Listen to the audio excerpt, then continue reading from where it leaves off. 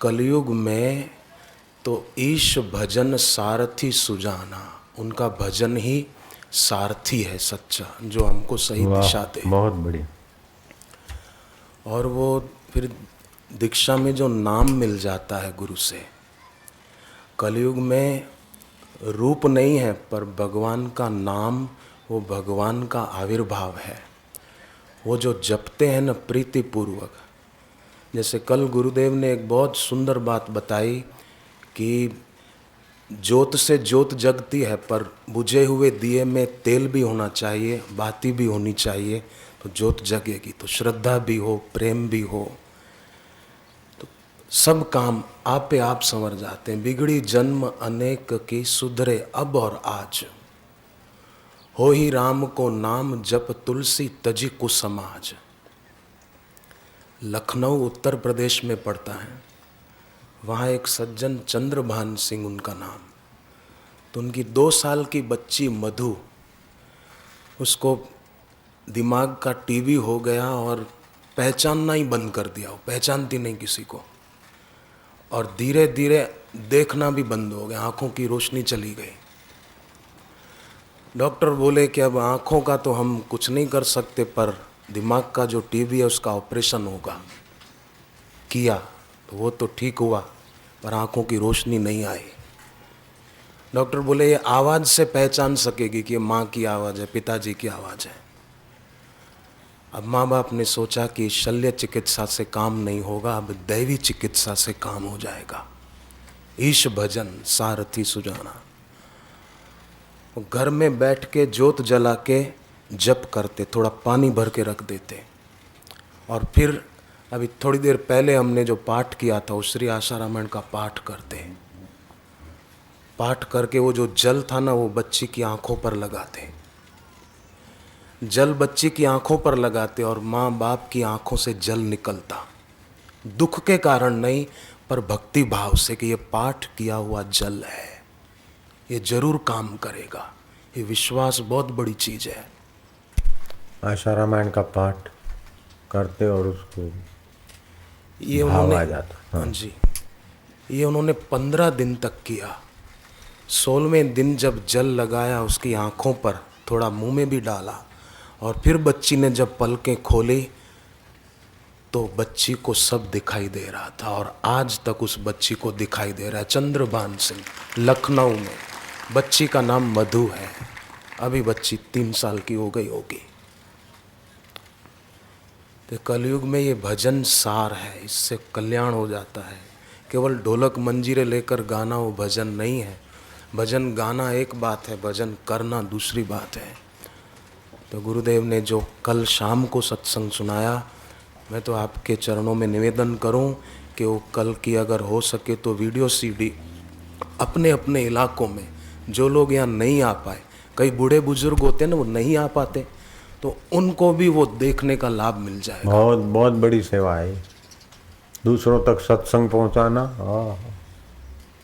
भोजन कराया तो 4 घंटे 6 घंटे में पेट खाली हो जाएगा, लेकिन सत्संग पहुंचा दिया उसको तो हो जीवन भर तो उसका मंगल रहेगा, मरने के बाद भी सदगति होगी। दूसरे की सदगति वाला सत्संग पहुंचाना बहुत बड़ा पुण्य का काम।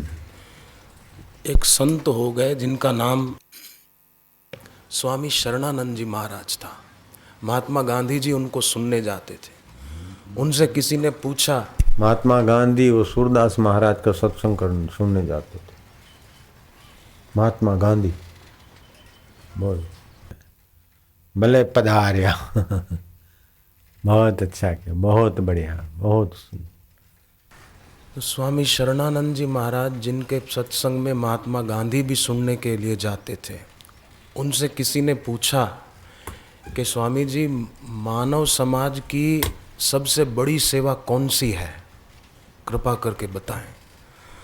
उन्होंने कहा, सबसे बड़ी सेवा कि मानव को अपनी असली महिमा का पता चल जाए, वही मानव समाज की बड़ी सेवा है, और उसका पता सत्संग के द्वारा चल सकता है, और सत्संग वही दे सकते हैं जिन्होंने सत्स्वरूप परमात्मा का अनुभव किया है। अयोध्या में बापूजी का सत्संग था, भगवान राम की जन्मस्थली। बहुत भीड़ थी, यहाँ से भी बहुत ज़्यादा भीड़ थी। और वहाँ अयोध्या के बड़े बड़े महंत संत हजारों मंडलेश्वर। सत्संग में ऐसा नहीं होता कि मैं बड़ा मैं छोटा। सत्संग में तो अपने भगवान की शक्ति जागृत करने की बात होती है।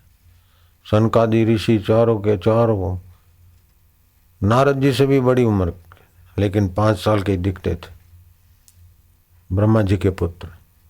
उसमें से 3 तो सत्संग सुनते और चौथा सत्संग करता। तो कभी कोई भाई सत्संग करे, कभी कोई करे, और बाकी के 3 सुने।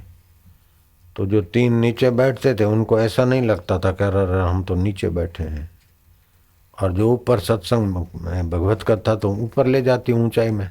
जो सत्संग करते उनको ये अभिमान नहीं होता कि मैं ऊपर बैठा हूँ, मैं बड़ा हूँ। नहीं, वहाँ बड़ा छोटा का भाव नहीं होता, वहाँ भगवत भाव की बड़प्पन होती है। इसीलिए सत्संग तो भगवान शिव जी अगस्त ऋषि के आश्रम में पार्वती को ले जाते सत्संग सुनने को। जिसकी भगवान में और गुरु में शंका दृष्टि होती है, दोष दृष्टि होती है, उसका विनाश हो जाता है।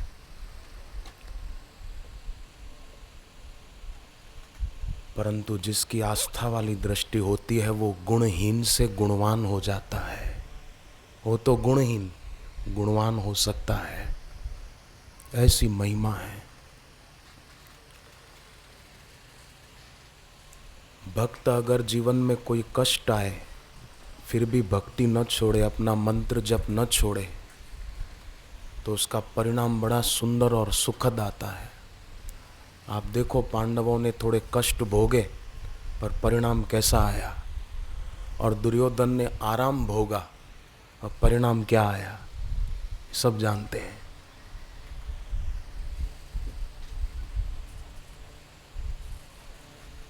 कई वस्तुओं का और कई व्यक्तियों का सहारा लेने पर भी बिगड़े काम संवरते नहीं और बिगड़ते हैं, परंतु भगवान और भगवान को तत्व रूप से पाए हुए गुरु का सहारा लेने पर सारे काज संवर जाते हैं।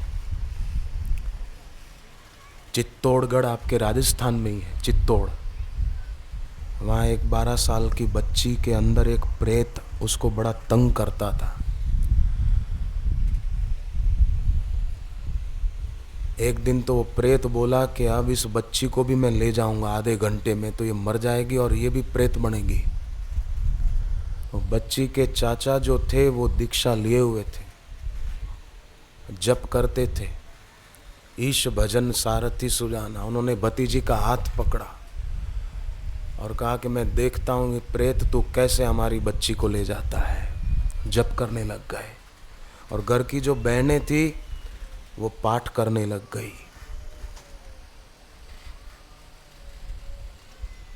थोड़ी देर में तो घर का माहौल ऐसा हो गया जैसे व्यासपीठ पर बापूजी पधारते हैं तो कैसा माहौल हो जाता है, ऐसा घर का माहौल हो गया।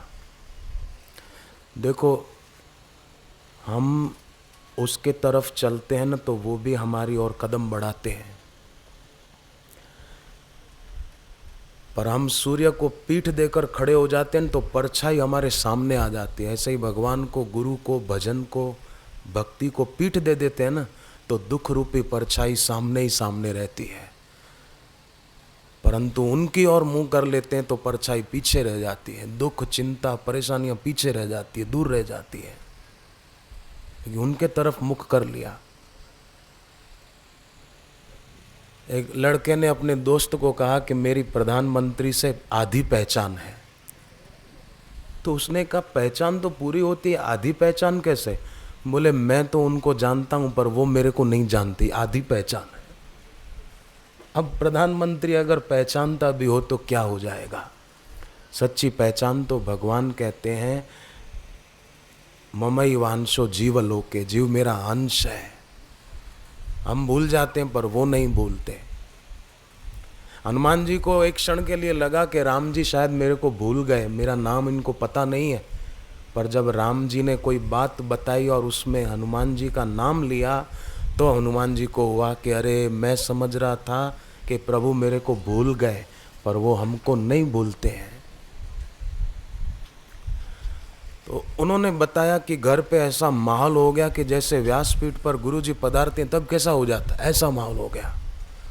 और आश्चर्य तो तब लगा कि जब वो प्रेत उस बच्ची के अंदर से बोला, बापू बापू बापू मेरे को माफ़ करो, अब मैं इस बच्ची को कभी तंग नहीं करूँगा। ऐसा करके वो प्रेत गया, उसके बाद आज तक नहीं आया और बच्ची बहुत मज़े में है। अभी पुष्कर में उनके परिवार वाले मेरे को मिले थे, 5-6 दिन पहले पुष्कर में थे हम।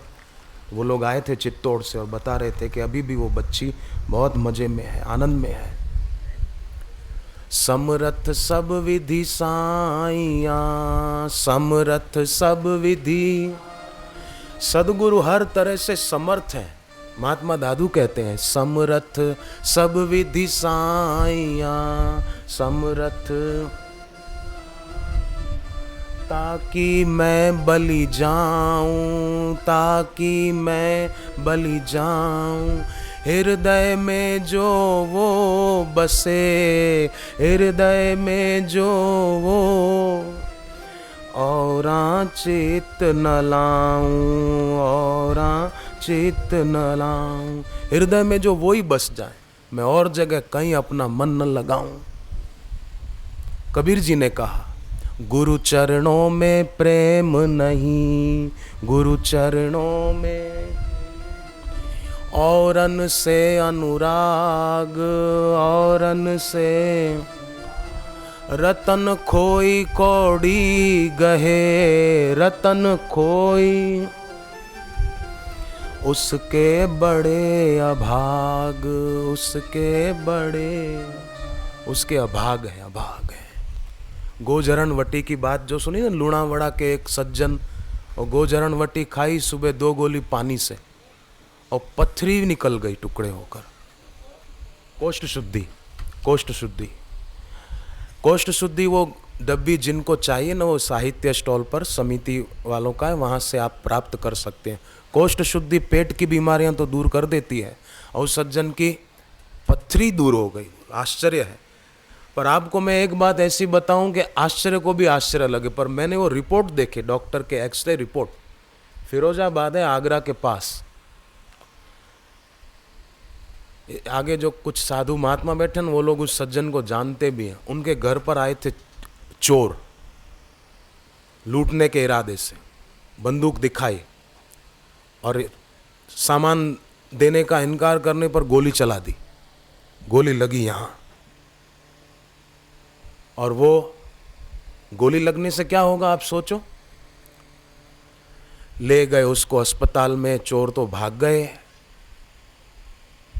ये सज्जन दीक्षा लिए हुए थे, जप कर रहे थे। तो जप करने वाले के बारे में आता है कि सर्व दुखातिगो भवेत्, उसके दुख दूर हो जाते हैं।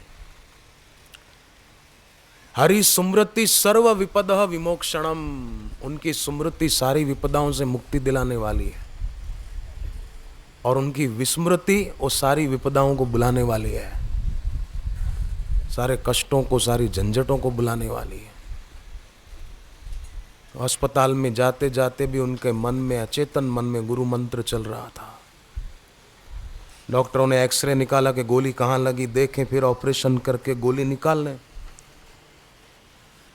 पता चल गया कि अमुक जगह गोली है। डॉक्टरों ने आपस में बैठक की, चर्चा की, और अब ऑपरेशन शुरू करें। फिर दोबारा बोले एक एक्सरे और ले लें, गोली कहीं आगे तो नहीं सिरक गई इतनी देर में। दोबारा जब एक्सरे का रिपोर्ट निकाला तो दूसरे रिपोर्ट में मैंने देखा गोली नहीं थी। तो डॉक्टरों को हुआ ये पहले रिपोर्ट में इसमें नहीं है, और गुरुदेव की तस्वीर अपने साथ में ले गए। कोई दूसरी, ये तो ऋषि प्रसाद है, वो तस्वीर ले गए थे। तो मानो बापूजी मुस्कुराते हुए कह रहे हैं उनके परिजनों को कि चिंता मत करो, ये मेरा है तो गोली इसके पास कैसे रहेगी, गोली भी मेरे पास आ गई है, तुम मौज करो, ऑपरेशन की ज़रूरत नहीं है। फिरोजाबाद की हॉस्पिटल के डॉक्टरों के पहले के रिपोर्ट और बाद के रिपोर्ट मैंने देख के आश्चर्य है।